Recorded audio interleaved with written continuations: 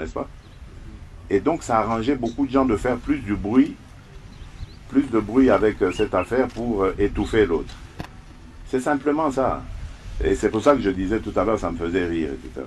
Mais comment voulez-vous corrompre 500 députés? Parce que notre Assemblée nationale fait 500 députés. C'est 500 véhicules qui ont été commandés. Donc ça veut dire que même l'opposition aussi, alors je vais la corrompre. Ça n'a pas de sens. Souvenez-vous, au moment où nous construisions cette union sacrée, j'avais reçu les députés de l'Assemblée nationale. Et dans notre discussion, je leur ai dit, écoutez, les amis, moi je ne suis pas votre autorité morale. Déjà, oubliez ça. Moi, je veux une discussion d'égal à égal avec vous. Vous êtes les représentants de notre peuple.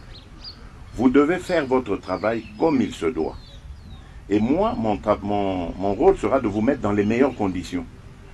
Quelles sont, selon vous, les meilleures conditions pour que vous fassiez votre travail? C'est-à-dire que vous soyez à l'écoute du peuple, que vous rameniez ces revendications du peuple, que vous rameniez les réalisations ou les non-réalisations du gouvernement dans vos circonscriptions respectives, pour que l'on sache travailler en symbiose pour l'intérêt de notre peuple.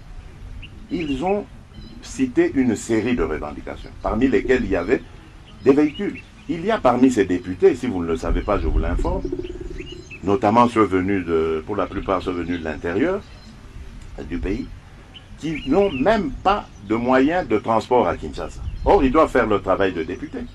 Il y en a qui montent, qui vont au Parlement en moto, avec tous les risques que l'on connaît. Il y en a qui vont peut-être à pied parce qu'ils n'ayant pas le...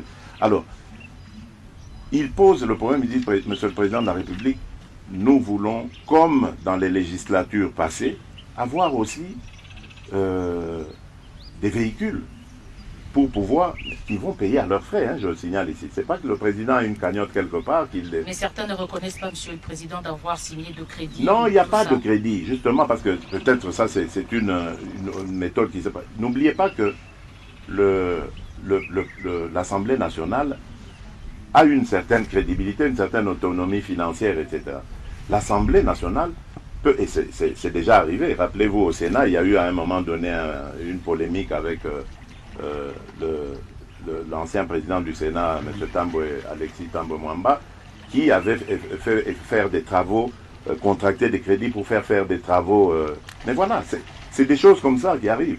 Donc maintenant qu'on pose la question, qu'on n'accuse pas directement de corruption, l'Assemblée nationale, avec son bureau, son président, ont tout à fait le droit de prendre langue avec des opérateurs économiques, des vendeurs d'automobiles, pour voir comment, ensemble, ils peuvent faire les montages financiers qu'il faut afin de fournir ces véhicules. Ce que j'avais fait, moi, c'était de dire, oui, je suis d'accord avec vous, pour optimiser votre rendement, eh bien, vous allez avoir des véhicules. Mais on ne va même pas s'arrêter là, on va continuer. Je l'ai même dit d'ailleurs dans mes discours à la nation.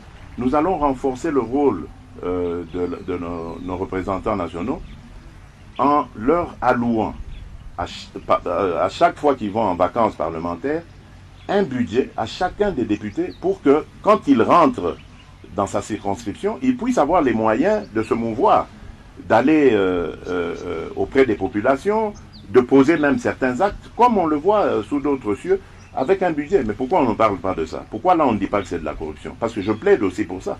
Et s'il y a des moyens dans les caisses de l'État, je plaide pour qu'on leur donne certains moyens, qu'ils puissent faire leur travail. Parce que c'est ça que je veux. Je ne veux pas d'une chambre d'enregistrement. Moi, je veux d'une chambre de représentants. Des gens qui vont parler au nom de la population. D'ailleurs, une des preuves, rappelez-vous, il y a eu un débat. J'ai vu des gens qui se gaussaient de ce qui était arrivé. Mais pourtant, moi, j'étais heureux de voir que moi, j'avais parlé de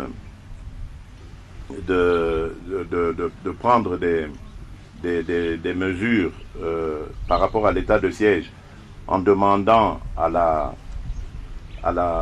aux chambres de partir en congé et donc la loi d'habilitation, donc j'étais en train de chercher le mot, donc je voulais qu'ils votent cette loi d'habilitation pour que je puisse moi-même commencer à décréter cet état de siège sans devoir me référer, sa prolongation j'allais dire, sans devoir me référer à l'avis des chambres, mais vous avez vu que démocratiquement, ils ont discuté, ils ont dit non, Monsieur le Président, vous n'avez pas raison.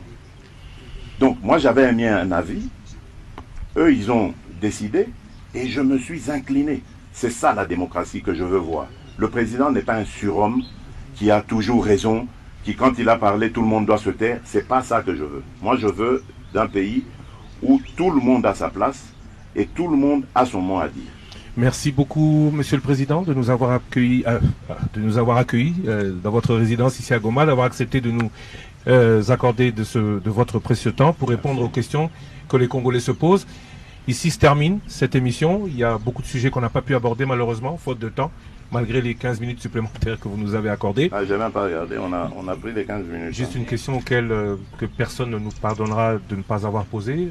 Vous aviez promis de dire, une fois arrivé au pouvoir, quel est le salaire du président. Alors je vous la pose, si vous êtes en mesure de nous répondre, oui. Vous voulez que je vous parle très sincèrement avec mon cœur? Oui, Monsieur le Président. Je ne connais pas mon salaire.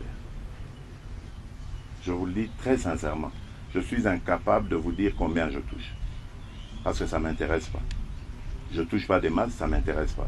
Et le peu qui me reste quand je reviens de voyage et tout, je fais beaucoup de choses que je ne veux même pas évoquer ici. Parce que moi je crois que, comme on le dit dans la Bible, lorsque la main droite donne, la gauche doit ignorer. Mon salaire ne m'intéresse même pas. Mais je sais qu'il n'est pas exorbitant. Et d'ailleurs, ça me donne l'occasion, peut-être le passage ici, pour dire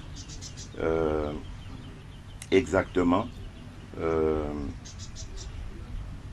je suis pour que l'on baisse le train de vie de l'État.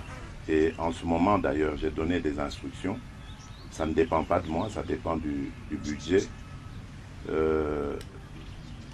On est en train de travailler très sérieusement à cela. Et à ce moment-là, je reviendrai pour vous dire exactement, au centime près du franc congolais, ce qu'est mon salaire. On a parlé tout à l'heure d'espoir que vous suscitez, que vous avez suscité, que votre élection, que votre arrivée au pouvoir a suscité. Vous avez récemment évoqué cet espoir et déclaré que si vous n'êtes pas en mesure d'accomplir tout ce que vous avez promis en 5 ans, vous briguerez un nouveau mandat. Alors, ces élections 2023, on en parle beaucoup.